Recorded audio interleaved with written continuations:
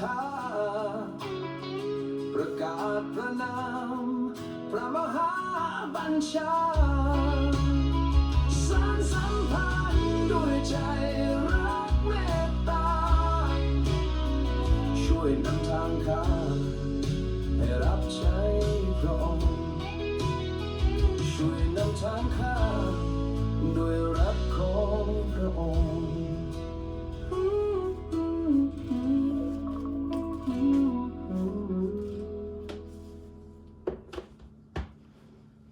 Think Verizon ว้าวสบายดีพี่น้องที่รักแพงขององค์พระผู้เป็นเจ้าตอนเช้ามื้อนี้ข้าพเจ้าเตรียมจะออกบ้านไปแล้วตอนหลังบ้านก็รู้สึกว่าบอนไดรเวย์ยังเป็นน้ำแข็งอยู่จึงบ่ขับรถออกไปแต่ว่าหลังจากนี้ก็จะไปโบสถ์ดังนั้นมื้อนี้ข้าพเจ้าได้เตรียมการเว้าพระคัมภีร์อยู่บ้านก็ขอพี่น้องได้เตรียมอกเตรียมใจในการนมัสการในการเรียนตอนเช้ามื้อนี้แต่ก่อนอื่นขอพี่น้องร่วมใจอนุโมทนาข้าพเจ้าข้าแต่พระเจ้าพระบิดาตอนเช้าวันนี้ข้าน้อยได้มีโอกาสเว้าว่าพระธรรมของพระองค์เจ้าอีกครั้งหนึ่งขอการทรงนำซึ่งมาจากพระเจ้าให้ข้าน้อยได้เว้าพระธรรมของพระองค์ให้ญาติพี่น้องของพระองค์เจ้าได้เรียนรู้และรับฟังและไปรับใช้ในชีวิตดังนั้นตอนเช้าวันนี้ข้าน้อยจึงขอฝากการเว้าว่าพระคัมภีร์นี้ไว้กับพระองค์เจ้าในพระนามของพระเยซูคริสต์เจ้าอาเมนอาเมนให้พี่น้องเปิดไปในพระธรรมกิจการบท6ข้อ13ข้อเดียวผมจะเว้าต่อจากวันที่แล้ว Open your Bible to the book of Acts chapter 6 verse 13 only one word because I want to emphasize this ข้าพเจ้าอยากเน้นหนักคำว่าในข้อคำพยานบ่จริงนี้ข้อ13ว่าดังนี้พี่น้องที่รักแพงให้พยานบ่จริงมากล่าวว่าคนผู้นี้บ่ได้เซาในการเว้ากล่าวต่อสู้บอนศักดิ์สิทธิ์นี้และต่อสู้พระบัญญัติดังนั้นน่ะเวลาสเตฟานโนเว้าเรื่องของพระเยซูเพิ่นก็บ่ได้เว้าต่อสู้พระบัญญัติเพิ่นก็บ่ได้เว้าต่อสู้กฎของโมเสสแต่ว่าพวกนี้เพิ่มใส่เพื่อจะเอาความผิดของStefano. So brothers and sisters, verse 13, the present four witness who said, this man never stopped speaking against the holy place and against the law of Moses. Basically, brothers and sisters, Stephen talking about Jesus, but these people want to add on because they hate. They want Stephen to die. That's what they add on. They said, what this man speaking against the holy place and against the law of Moses. So when the hero hear that, oh yeah, that's right. So there's no wonder, brothers. It happened until today.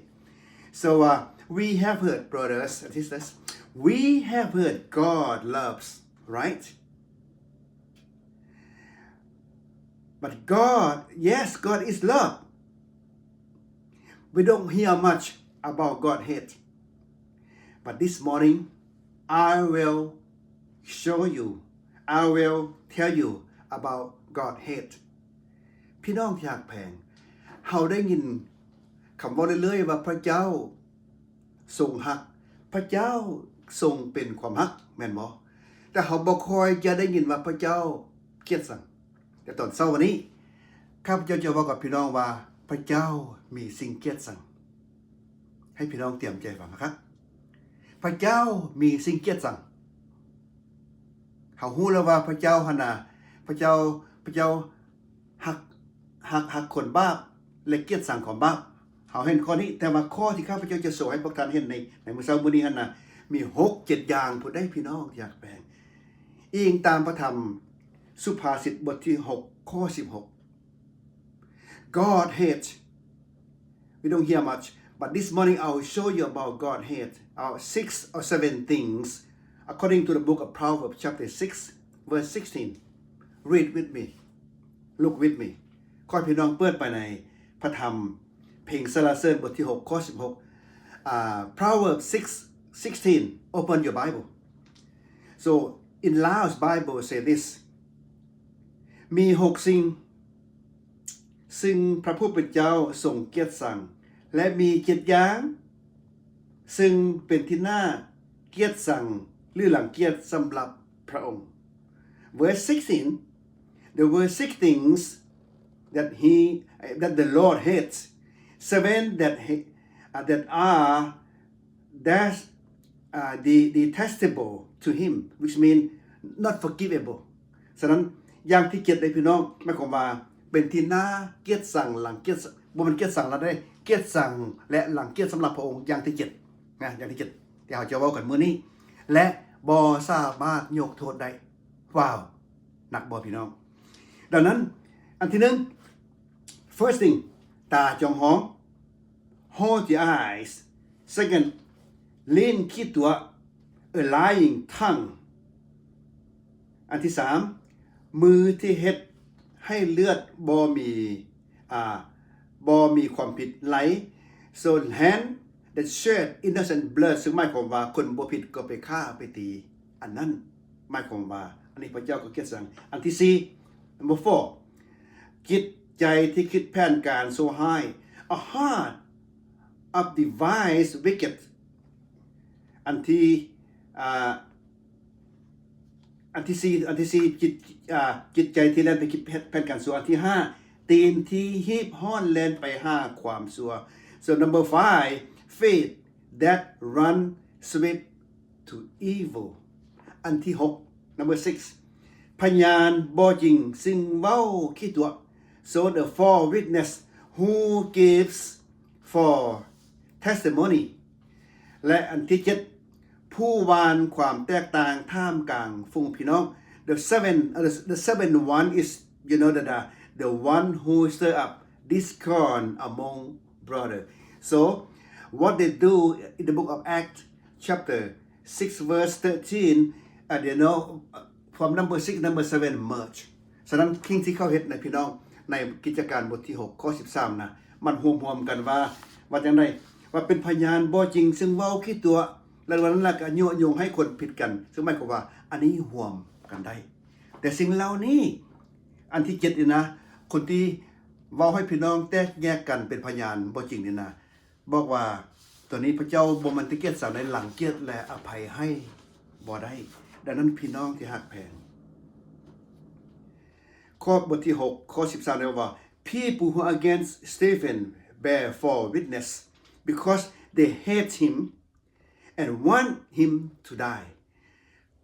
ในกิจการบท6ข้อ13คนพวกเหล่านี้นะพวกคนเหล่านี้นะเกลียดสั่งสเตฟานโนอยากให้เราตายอยากให้เราถูกฆ่าตายแต่เขาบ่สามารถฆ่าเราได้ cause them to bear false witness ดังนั้นเขาจึงเป็นพยานบ่จริงเพื่อจะนำสตีเฟนขึ้นไปศาลซันเฮดรินเพื่อจะให้ศาลตัดสินฆ่าเรา so that they cause them to false witness to bring him to a Sanhedrin so that way Sanhedrin can judge him to die so the book of Proverbs telling us God hate for witness ดังนั้นนะพี่น้องที่รักแพงกิจการบท6ข้อ13เขาได้เป็นพยานบ่จริงแต่ในพระธรรมเพลงสรรเสริญที่เขากล่าวมาเมื่อกี้นะพระเจ้าบอกว่าพระเจ้าเกียรติสั่งคนที่เป็นพยานกันนะเป็นพยานคิดตัวซึ่งหมายความว่าดังนั้นมีคำถามมีดังนี้พี่น้องอยากแบ่ง so come to conclusion the question is what is happening when God hates number 1อันที่1จะถามพี่น้องหนุ่มกับพี่น้องว่าจะมีอย่างเกิดขึ้นถ้าพระเจ้าเกลียดสั่งให้พี่น้องคิดเบิ่ง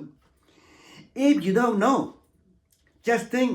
of you hate someone of something แต่ถ้าเราบ่ฮู้โอ้ยพระเจ้าเกลียดสั่งสิเป็นหยังเกิดขึ้นให้เราคิดว่าโอ้ยถ้าเราเกลียดสั่งผู้ใดผู้หนึ่งหรือเราเกลียดสั่งอันใดอันหนึ่งเราจะมีความรู้สึกอันใดกับผู้นั้นหรือสิ่งนั้น number 2 have you ever bear false witness ท่านเคยเป็นพยานคิดตัวบ่เป็นพยานบ่จริงบ่ maybe you help someone to get something มื้อบางทีก็ตัวซอยเราเพื่อเราจะได้ผลประโยชน์ส่วนเราเฮาก็ตัวซอยเราและข้าพเจ้าจะเว้าสุดท้ายให้ฟังว่าการตัวซอยนั้นเป็นจังได๋เมื่อเวลาคนมาหาข้าพเจ้าตัวซอย After you know God hate for witness what will you do to yourself or help other not to bear for witness หลังจากพวกเขาฮู้แล้วว่าถ้าเขาเป็นพยานบ่จริงพระเจ้าเกลียดชังพระเจ้าอภัยบ่ได้เฮาจะจังได๋กับตัวเขาบัดนี้ต่อไปนี่นะเฮายังจะเป็นพยานบ่จริงอยู่บ่หรือเฮาจะซอยผู้อื่นจังได๋ถ้าเขาเป็นพยานบ่จริง Let me conclude with this ข้าพเจ้าขอจบเรื่องนี้ It was a man came to me many years ago asked me to perform the wedding ceremony because he's trying to marry with the divorced woman by law of United States have to be 6 months before wedding but when I look at the paper 5 months and 3 weeks it will more 1 more weeks to complete 6 months be able to perform the wedding so I said sir I cannot perform the wedding according to legal here have to be 6 months to perform the wedding a man asked me pastor you can perform wedding for us today and your sign and date next week so that way we complete 6 months he are asking me to lie for him I said I'm sorry I cannot help you I cannot lie